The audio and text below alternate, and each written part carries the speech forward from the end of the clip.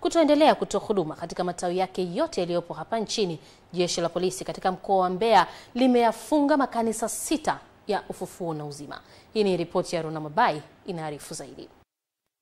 Akitoa taarifa hiyo, kamanda wa polisi mkoa wa Mbeya ameeleza kuwa makanisa yaliyofungiwa ni yale ambayo yapo eneo la ZZK Mbalizi, mtaa wa Mnadani Rujewa, wilaya ya Mbarali, wilaya ya Chunya, Rungwe, Kyela na jijini Mbeya, huku jeshi la polisi likibainisha kuendelea kufanya ufuatiliaji ili kubaini uwepo wa makanisa hayo na kuchukua hatua za kisheria. Kufikia tarehe 5 mwezi wa 6 mwaka 2025, jumla ya makanisa 6 ya Ufufuo na Uzima yaliweza kufungwa katika mkoa wetu wa Mbeya, na haya yalifungwa moja likiwa katika wilaya Mbalizi, wilaya ya polisi Mbalizi, mawili yakiwa katika wilaya ya Chunya, moja katika wilaya ya Mbeya na nyingine katika wilaya ya Mbarali. Kwa hiyo kufanya jumla na moja katika wilaya ya Kyela, na kufanya jumla ya makanisa 6 katika mkoa wetu.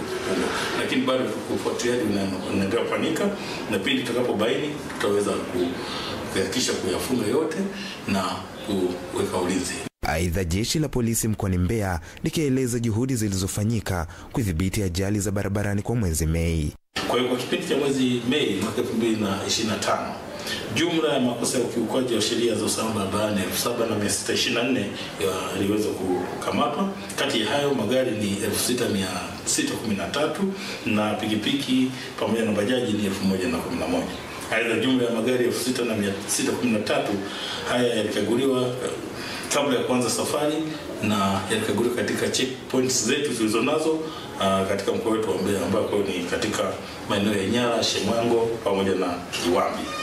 Katika hatua nyingine, mahakama ya wilaya ya Chunya mkoani Mbeya imemhukumu kifungo cha maisha jela Joakim Joseph Rudebo mwenye umri wa miaka 30 na mkazi wa kijiji cha Lupatingatinga baada ya kupatikana na hatia ya kosa la kumbaka mtoto mwenye umri wa miaka 4. Hukumu ilitolewa tarehe 27 mwezi wa 5 mwaka 2025 mbele ya Mheshimiwa James Mwanuzi na mwendesha mashtaka wa serikali ambaye ni mkuu wa mashtaka katika wilaya hiyo, Mwajabu Tengeneza. Na tukio hili lilitokea tarehe 23 mwezi wa 12 mwaka 2024 saa 1:30 asubuhi huko katika kijiji cha Ifuma kilichopo kata ya Lupatingatinga, tarafa ya Kipembewe, wilaya ya Chunya. Ndipo mtumiwa baada ya hapo aliweza kukamatwa na kufikishwa kituoni na upelelezi ukamilika na hatimaye kufikishwa mahakamani hadi kufikia hatua ya kuweza kupatikana na kifungo hiki. Mimi ni Runa Mabai wa EATV. Naam, asante sana Runa.